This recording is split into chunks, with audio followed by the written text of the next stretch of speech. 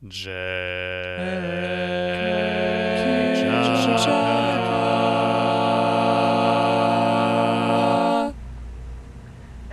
and welcome to Ace Ideas. This week I'm excited. We're talking about asexual stereotypes, one of my favorite topics. And if anyone's seen any of Swank Ivy's Asexual Top 10 or Asexual Bingo videos, you know what's coming. The classic asexual stereotype, oh, you're not asexual, you just need to get your hormones checked.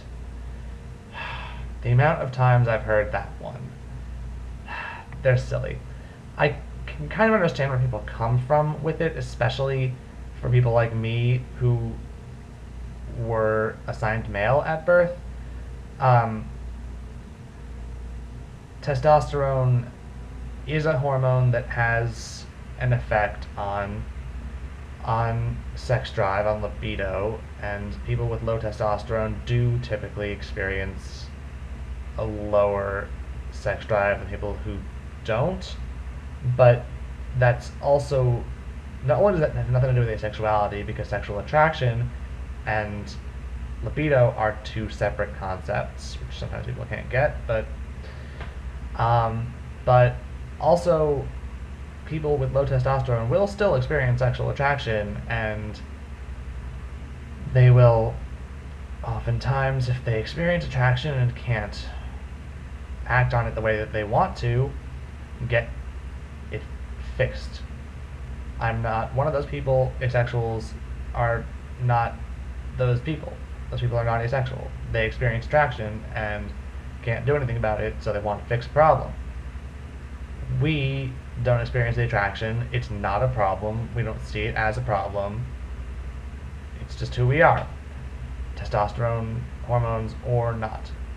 Now, it's especially silly for me because I know for a fact I have gotten my hormones checked all growing up when I was a preteen, and from 6th grade through about 9th or 10th grade, I frequently got my hormones checked because I started puberty too early, and so they put me on testosterone blockers for about 3 years, and then they took me off of them and put me on something else and for another year, and then so that I could develop properly. And then by high school I developed just like anybody, just like any other male-bodied person would.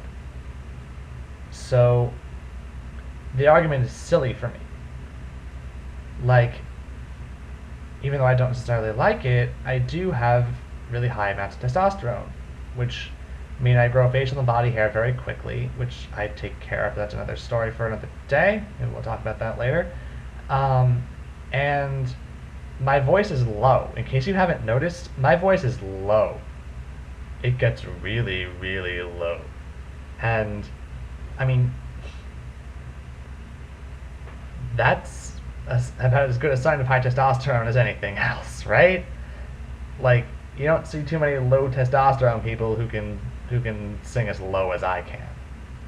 And I mean,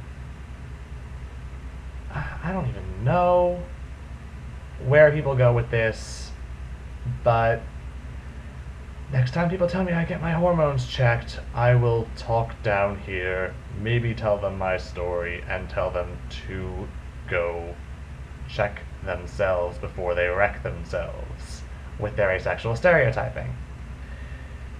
Yeah. Got that, everybody? Being asexual has nothing to do with hormones. For people assigned male or female or intersex. None of the above. Asexuality and hormones don't connect. Doesn't matter. I've seen big, burly, hairy, bald asexuals. And I've also seen tiny, delicate, pretty asexuals like Swank Ivy. So, and everything in between. Being asexual and having low or high levels of one hormone or another are not related. This is a silly stereotype. So That's all I have to say. See you in 2 weeks with another video. See you later.